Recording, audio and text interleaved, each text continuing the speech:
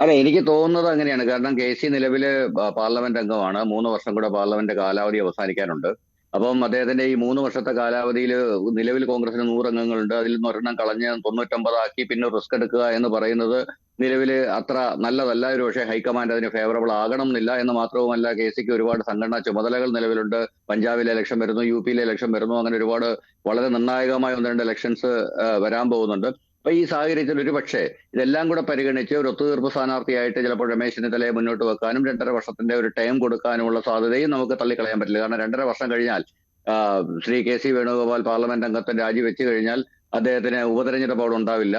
എന്ന് മാത്രമല്ല, ബാക്കിയുള്ള 2.5 വർഷം കേരളത്തിലെ മുഖ്യമന്ത്രിയായിട്ടിരിക്കുകയും ചെയ്യാം എന്ന് പറയുന്ന ഒരു സ്ഥിതിവിശേഷമുണ്ട്. ചിലപ്പോൾ അതും പരിഗണിക്കാവുന്ന ഒരു സാധ്യതയായിരിക്കുമെന്നാണ് എനിക്ക് തോന്നുന്നത്. കാരണം നിലവിൽ ഈ പറഞ്ഞതുപോലെ കോൺഗ്രസ് ഹൈക്കമാൻഡ് ഇപ്പോൾ നടക്കുന്ന ഈ പ്രകടനങ്ങളെയും പ്രശ്നങ്ങളെയും ഒക്കെ അത്ര അനുഭാവത്തോടെ വീക്ഷിക്കുമെന്ന് എനിക്ക് തോന്നുന്നില്ല. കാരണം